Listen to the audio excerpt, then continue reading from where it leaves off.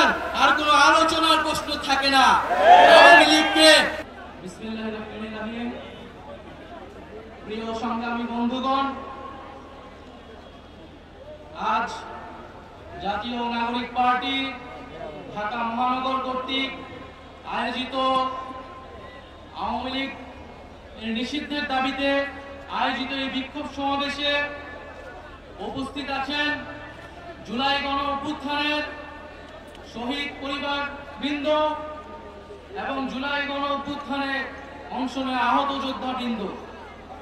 আরো উপস্থিত আছেন জাতীয় নাগরিক পার্টি এনসিপির সংগ্রামী সদস্য সচিব, সংগ্রামী মুখ্য সংগঠক বৃন্দ, সংগ্রামী মুখ্য সমন্বয়ক এবং কেন্দ্রীয় নেতৃবৃন্দ সহ ঢাকা মহানগর এবং আশপাশ থেকে আগত বিভিন্ন পর্যায়ের নেতাকর্মী বৃন্দ। সবাইকে জাতীয় নাগরিক পার্টির পক্ষ থেকে জানাই সংগ্রামী শুভেচ্ছা এবং সালাম। বন্ধুগণ, আজকে জুলাই গণ অভ্যুত্থানের এই 9 মাস পরেও আওয়ামী লীগ নিষিদ্ধের দাবিতে, আওয়ামী লীগের নিবন্ধন বাতিলের দাবিতে আমাদেরকে রাজপথে নেমে আসতে হচ্ছে, আমাদেরকে রাজপথে কথা বলতে হচ্ছে। এটা আমাদের সামষ্টিক ব্যর্থতা বলেই আমরা মনে করি। আমরা জুলাই গণ অভ্যুত্থানের প্রেক্ষিতে যে অন্তর্বর্তী সরকার গঠনে অংশ নিয়েছিলাম, সেই সরকারের কাছে আমাদের অন্যতম দাবি ছিল, জাতির কাছে আমাদের অন্যতম প্রতিশ্রুতি ছিল, জুলাই গণ অভ্যুত্থান সহ যে বিগত 16 বছরে যে ফ্যাসিজম স্বৈরাচার তৈরি হয়েছিল বাংলাদেশে, তার বিচার নিশ্চিত করা। বিচার এবং সংস্কারের জন্যই মানুষ রাজপথে নেমে এসেছিল। বন্ধুগণ, একটু পেছন থেকে ইতিহাসটা বলতে চাই। বাংলাদেশের জনগণ এই 24-এ প্রথমবার রাজপথে নেমে আসেনি, রক্ত দেয়নি, আত্মত্যাগ করেনি। ইতিহাসের বিভিন্ন পর্যায়ে বাংলাদেশের জনগণ রাজপথে নেমে এসেছে, জীবন দান করেছে, শাহাদাত বরণ করেছে, ন্যায় বিচার, মানবিক মর্যাদা, গণতন্ত্র, সার্বভৌমত্ব, স্বাধীনতা প্রতিষ্ঠার জন্য। 1947 সালে এই পূর্ববঙ্গের বাঙালি মুসলমান নিম্নবর্গের হিন্দুর সাথে কাঁধে কাঁধ মিলিয়ে এই পূর্ববঙ্গের জনপদের অর্থনৈতিক এবং ধর্মীয় সাংস্কৃতিক অধিকার রক্ষার জন্য লড়াই করেছিল। সেই লড়াইয়ের ফসল হিসেবে আজকের বাংলাদেশের সীমানা আমরা প্রতিষ্ঠা পেয়েছিলাম।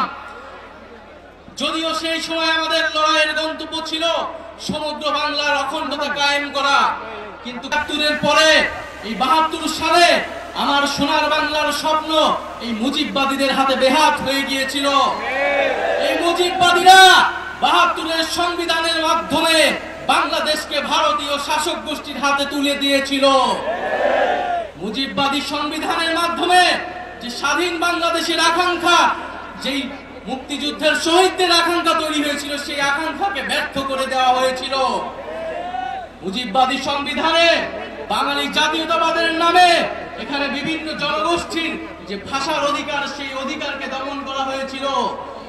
মুজিববাদী সংবিধানে ধর্ম নিরপেক্ষতার নামে বাংলাদেশের ইসলাম মোনা জনগোষ্ঠী, ধর্মমান মুসলমানের যে সংস্কৃতি, সেই সংস্কৃতিকে রাষ্ট্র গঠন প্রক্রিয়া থেকে বিচ্ছিন্ন করে দেওয়া হয়েছিল। এখানে সমাজতন্ত্রের নামে যে পুঁজির স্বাধীন বিকাশ, সেই বিকাশকে ব্যর্থ করা হয়েছিল এবং অর্থনীতিকে লক্ষ্মী বাহিনীদের লুটেরা লক্ষ্মী বাহিনীদের হাতে তুলে দেওয়া হয়েছিল এবং গণতন্ত্রের নামে বাকশাল কায়েম করা ছিল। এই ছিল ৭৫ পর্যন্ত মুজিববাদীদের শাসন। আমরা দেখেছি স্বাধীন বাংলায় এরপরে বিভিন্ন সময়ে সামরিক হস্তক্ষেপ হয়েছে। এক পর্যায়ে বাংলাদেশের জনগণ ৯০ সালে আবারও রাজপথে নেমে একটি গণ অভ্যুত্থান তৈরি করেছিল। সেই গণ অভ্যুত্থানের পরে স্বৈরতন্ত্রের পতন ঘটেছিল, কিন্তু দুঃখের বিষয় ৩০ বছর পরে বাংলাদেশের জনগণকে আবারও গণতন্ত্রের প্রতিষ্ঠার জন্য রাজপথে নামতে হয়েছিল। কেন নামতে হয়েছিল? কারণ গণ অভ্যুত্থানে যে রাজনৈতিক দলগুলো যে প্রতিশ্রুতি দিয়ে ক্ষমতায় গিয়েছিল, সেই প্রতিশ্রুতি তারা রক্ষা করেনি। ৯০-এর গণ অভ্যুত্থানকে যারা গণ অভ্যুত্থানে অংশ নিয়েছিল, তারাই ব্যর্থ প্রমাণ করেছে। ফলে রাজনৈতিক দলগুলোর সেই নেতৃত্ব বাংলাদেশের জনগণ মেনে নেয়নি। বিগত 16 বছরও রাজনৈতিক দলগুলোর, ফ্যাসিবাদ বিরোধী দলগুলোর নেতৃত্বে জনগণ রাজপথে নেমে আসেনি। বাংলাদেশের জনগণ ফ্যাসিবাদ থেকে মুক্তি পাওয়ার জন্য রাজপথে নেমে এসেছিল ছাত্র জনতার নেতৃত্বে। বন্ধুগণ, বিগত 16 বছর গল্প আমরা সবাই জানি। বিগত 16 বছরে আওয়ামী লীগ কিভাবে ফ্যাসিজম কায়েম করেছে, কিভাবে স্বৈরতন্ত্র কায়েম করেছে। তিনটি ভোটকে তারা কুক্ষিগত করে মানুষের ভোটাধিকার করে হরণ করেছিল। পিলখানা হত্যাকাণ্ডের মাধ্যমে বাংলাদেশের সেনাবাহিনীর দেশপ্রেমিক অংশকে তারা পরাস্ত করেছিল এবং বাংলাদেশের সার্বভৌমত্বকে হুমকির মুখে ঠেলে দিয়েছিল। 2013 সালে শাপলার হত্যাকাণ্ডের মাধ্যমে বাংলাদেশের ধর্মপ্রাণ মুসলমান এবং আলেম ওলামাদের মত প্রকাশের যে অধিকার, সেই অধিকারকে তারা হরণ করেছিল।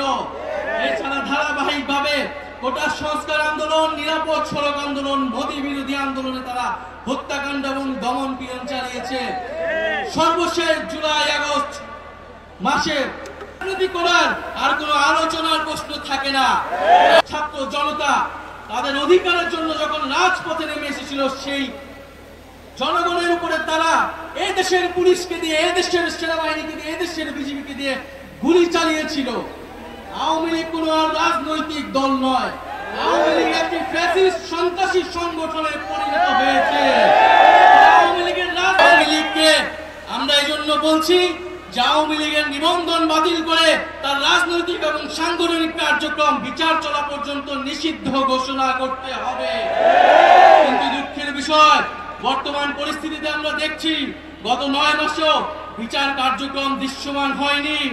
জুলাইয়ের শহীদ পরিবার এবং আহতদের যে রাষ্ট্র দায়িত্ব নেওয়ার কথা ছিল, তাদের যে মর্যাদার জীবন নিশ্চিত করার কথা ছিল, সেই নিশ্চিত করতে পারেনি এই অন্তর্বর্তী সরকার। এবং আমরা দেখছি দুঃখের সাথে যাদেরকে গ্রেফতার করা হচ্ছে তারা জামিনে মুক্তি পেয়ে যাচ্ছে, বিভিন্ন জায়গায় মামলা বাণিজ্য করা হচ্ছে এবং বিভিন্ন রাজনৈতিক দলের আশ্রয়ে আওয়ামী লীগ তৃণমূলে পুনর্বাসিত হওয়ার পরিকল্পনা করছে।